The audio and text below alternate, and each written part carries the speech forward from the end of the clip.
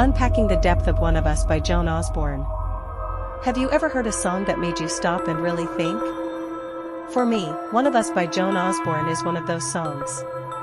It's not just something you hum along to, this song throws a question at you that lingers long after it ends. What if God was one of us? It's a simple question, but it shakes up everything we think we know about the divine. In a world where we often think of God as distant, powerful, and untouchable, what if the divine was here, living life just like the rest of us? A different way to look at things. The song, written by Eric Bazillion and sung by Joan Osborne, flips the usual idea of divinity on its head. Instead of portraying God as this unreachable, omnipotent being, it dares to ask, what if the divine presence was right here, walking among us, living like we do? What if the sacred is found in the mundane? This idea isn't just an abstract thought, it's something that's been explored in various spiritual traditions throughout history.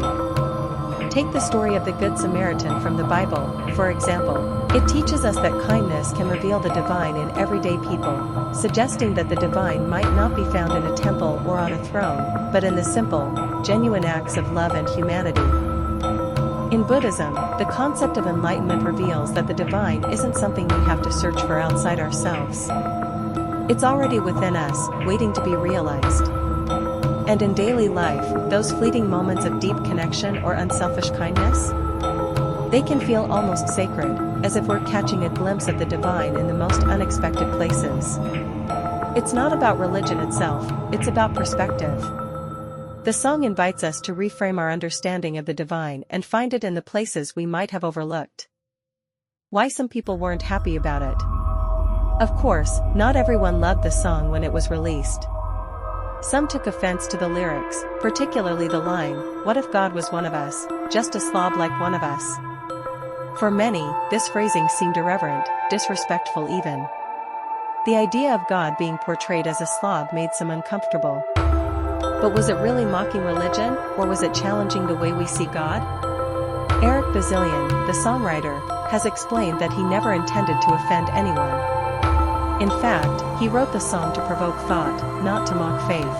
The song's central question, "What if God was one of us?" is a deeply philosophical one. It's not about ridiculing religion, it's about breaking down the barriers we've built around our understanding of the divine. Powerful music, like any form of art, doesn't always make us feel comfortable. Sometimes, it's meant to challenge us, to make us question things we might not have questioned before. And One of Us does just that.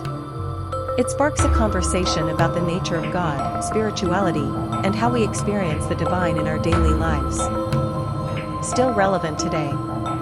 Even though One of Us was released almost 30 years ago, it still resonates with listeners today. That's how you know a song has real depth, it doesn't age.